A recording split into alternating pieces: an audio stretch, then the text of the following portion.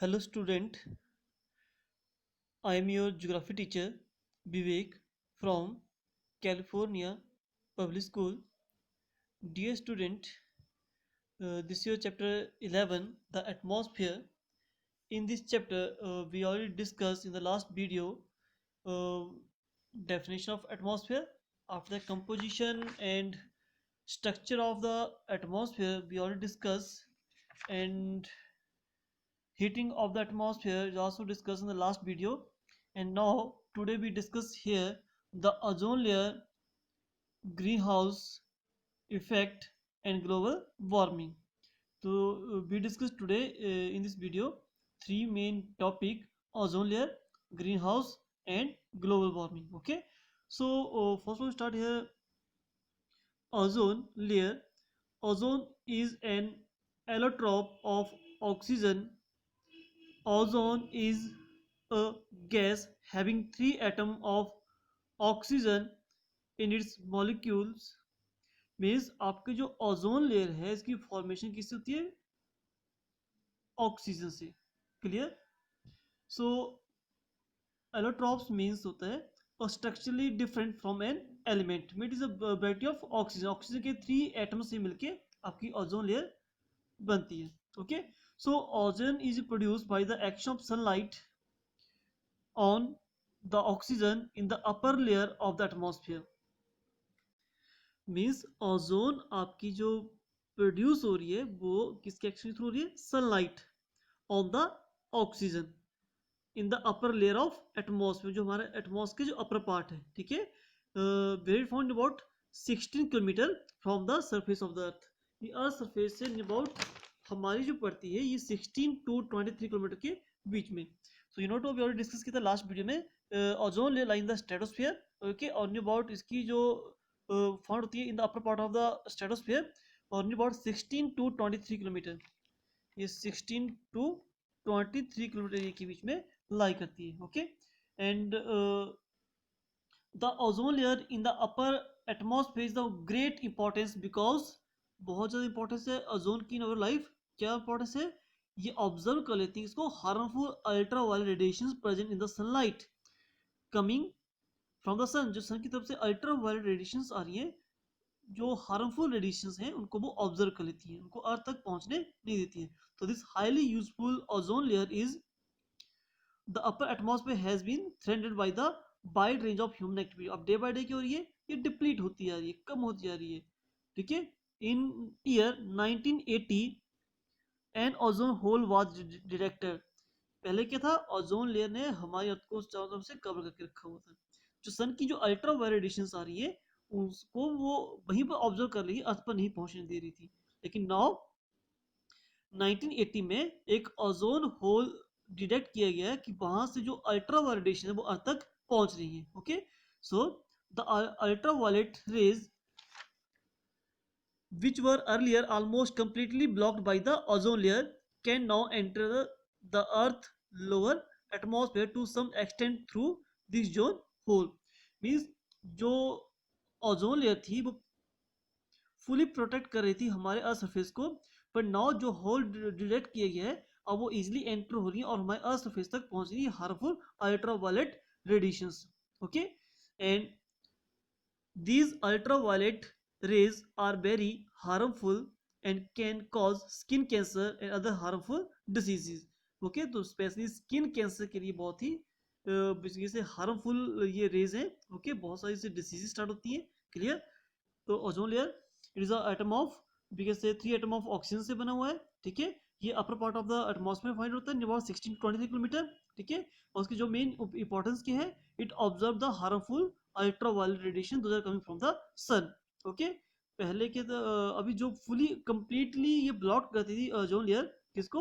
Ultra violet radiations को. Now वो enter कर रही है in the earth surface because here 1980 में एक होल डिटेक्ट किया गया और उसके पीछे बहुत सारे कॉज थे, बहुत सारी ह्यूमन एक्टिविटीज हैं जिसके थ्रू आपकी ये ओजोन लेयर जो है ये डिप्लीट हो रही है, कम होती है. इसमें जो होल क्रिएट हुआ है और उसकी कॉज क्या है? Cause of destruction of ozone layer. Ozone layer के कम होने के क्या कॉज हैं?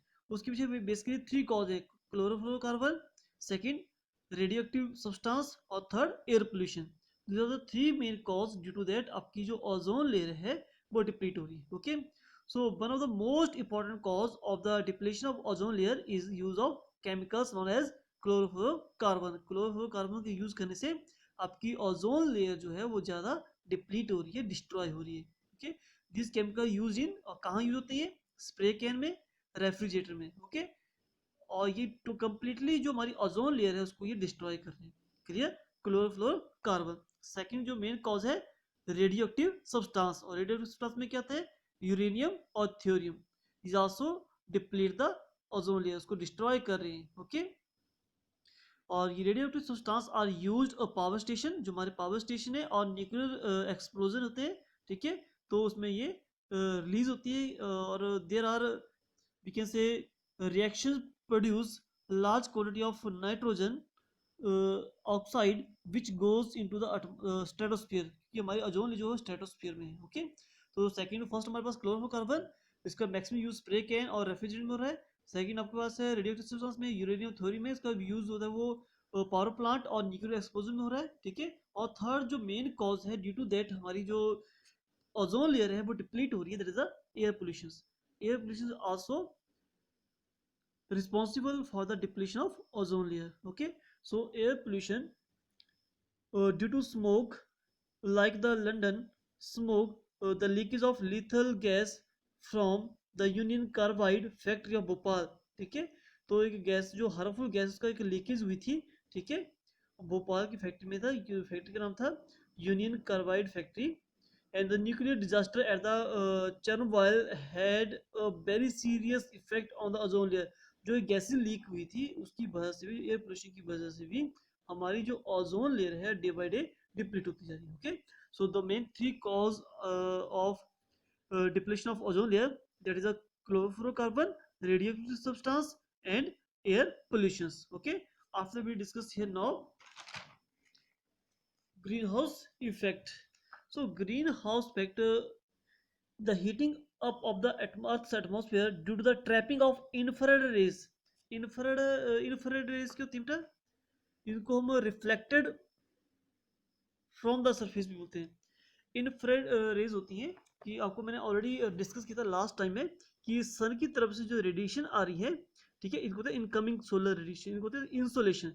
इंसोलेशन में इनकमिंग सोलर रेडिएशन ये होती है, शॉर्ट वेव्स होती हैं. ठीक है, और ये हमारे एटमॉस्फेयर में क्या होती है? वार्म नहीं करती हैं, क्योंकि ये एज ए शॉर्ट वेव्स होती हैं और ये एज ए ट्रांसपेरेंट वर्क करती हैं और इजिली एंटर कर जाती हैं और अर्थ सरफेस को ऑब्जर्व करती है. अदर अर्थ इसको रिफ्लेक्ट बैक करती है, इसको टेरेस्ट्रियल रेडिएशन.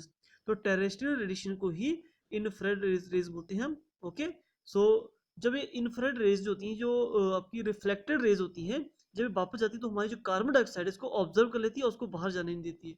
ठीक है, इसको ग्रीन हाउस इफेक्ट बोला गया है. क्लियर? कि means heating of the earth atmosphere, जो हमारा अर्थ एटमॉस्फेयर जो है वो हीट हो रहा है, और किसकी वजह से? जो आपकी लॉन्ग वेव्स हैं, टेरेस्ट्रियल रेडिएशन हैं, जो वापस जा रही हैं, जो इसको कार्बन डाइऑक्साइड इसको ऑब्जर्व कर लेगी, तो यहाँ का टेम्परेचर इंक्रीज हो जाएगा. क्लियर? हीटिंग हो जाएगी हमारे अर्थ एटमॉस्फेयर की. क्लियर? ये क्या है? ग्रीन हाउस इफेक्ट है. I will tell you in detail. जैसी है कि ये सन की तरफ से शॉर्ट वेव्स आ रही हैं. ठीक है, और जब शॉर्ट वेव्स हो रही हैं अर्थ उनको ऑब्जर्व कर रही है और फिर उनको रिफ्लेक्ट बैक कर रही है, और जब रिफ्लेक्ट बैक कर रही है तो यहाँ पर हमारी क्या है? कार्बन डाइऑक्साइड है, और कार्बन डाइऑक्साइड इसको क्या है? ऑब्जर्व करके यहीं पर रखी, तो बाहर जाने नहीं दे रही है. ठीक है, सो इसकी वजह से हमारा जो अर्थ एटमॉस्फेयर यहाँ का टेम्परेचर इंक्रीज हो रहा है. तो ये क्या है? ग्रीन हाउस इफेक्ट है. ये इसको बोलते हैं ग्रीन हाउस, कि मीन सन की जो रेज आ रही हैं वो एंटर कर रही हैं एटमॉस्फेयर, और आफ्टर रीचिंग कहाँ पहुंची? On the surface. ठीक है, दैट अर्थ सरफेस से रिफ्लेक्ट बैक हो रही है, तो ये जो रिफ्लेक्ट बैक हो रही है इनको हमारी CO2 गैस जो है वो ऑब्जर्व कर रही है. ठीक है, वही क्या है? आपकी ग्रीन हाउस इफेक्ट बोलते हैं. Okay, the heating of the earth atmosphere due to the trapping of infrared rays, या फिर we can say reflected from the earth surface by the carbon dioxide layer in the atmosphere is called greenhouse effect. So carbon dioxide gas present in the atmosphere perform an important function in the atmosphere and produce the greenhouse effect leading to the heating of the atmosphere. कि means हमारा जो greenhouse effect बना इसकी जो main responsible जो gas है that is your greenhouse, sorry आपकी carbon dioxide. The blanket of carbon dioxide allow the sunlight to come in the freely, जो हमारी कार्बन डाइऑक्साइड है ये तो फ्रीली एंटर तो होने दे रही है सनरेज को। जो ब्लैंकेट ऑफ एयर बना हुआ है कार्बन डाइऑक्साइड का, अलाउ द सनलाइट, वो अलाउ कर रही है कम इन द फ्रीली, वो इजिली फ्रीली एंटर कर सकती है, but does not allow the infrared rays radiations या रिफ्लेक्टेड बाय द अर्थ पे, जो अर्थ ने रिफ्लेक्ट बैक भेजी उसको वो बाहर जाने नहीं देती है। Clear? So due to that the rise in the temperature produced by the greenhouse effect in the earth atmosphere depend on the amount of carbon dioxide gas in the atmosphere। अब देखो उससे हमारी एटमॉस्फेयर कितना warm होगा depend करेगा quantity of carbon dioxide के ऊपर। अब कार्बन डाइऑक्साइड क्वांटिटी ज़्यादा है तो यहाँ पर हीट ज़्यादा मोर वो हीट को ऑब्जर्व करेगा और टेम्परेचर आपका टू मच हाई हो जाएगा। Okay, so day by day now this time पे हमारी जो कार्बन डाइऑक्साइड गैस है वो डे बाई डे इंक्रीज होती जा रही है और due to that temperature day by day हमारे अर्थ सरफेस का इंक्रीज हो रहा है। Clear? So this your greenhouse effect. Now last topic is your global warming. So global warming क्या है? Global warming is increase the average temperature of the earth surface, increase the average temperature of the earth surface called global warming. क्योंकि जो sun rays आ रही हैं earth surface में, जो बाहर जा रही है तो कार्बन डाइऑक्साइड को बाहर जाने दी, उसकी वजह से हमारा टेम्परेचर इंक्रीज हो रहा है, वही क्या है? ग्लोबल वार्मिंग है। क्लियर? और कुछ टाइम से आपका जो टेम्परेचर, पहले हमारा जो अर्थ का एवरेज टेम्परेचर था वो 14 डिग्री सेल्सियस था। नाउ ग्लोबल वार्मिंग की वजह से, due to the pollution, due to the carbon dioxide gas की वजह से अब टेम्परेचर बढ़ के जो average temperature of the earth surface वो 17 डिग्री सेल्सियस हो चुका है। क्लियर? तो ग्लोबल वार्मिंग मीन्स क्या है? Increasing the average temperature of the earth surface. Okay, it's called global warming. So the greenhouse effect play a vital role in the warming of our earth, but due to the man activity the proportion of carbon dioxide has increased।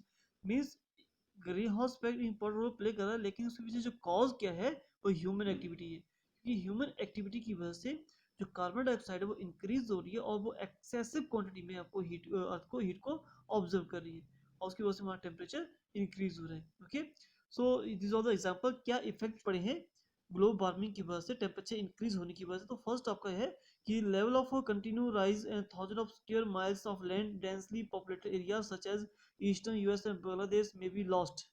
Means आपका जब temperature increase होता है तो हमारे glacier melt हो रहे हैं, और ग्लेशियर मेल्ट हो रहे हैं तो आपका जो वाटर लेवल है वो राइज कर रहा है, और राइज होने की वजह से जो मोस्ट पॉपुलेटेड एरिया थे नियर द सी या near the oceans like eastern USA और बांग्लादेश में, वो पानी में सबमर्ज हो चुके हैं, उसको हम लॉस्ट कर चुके हैं।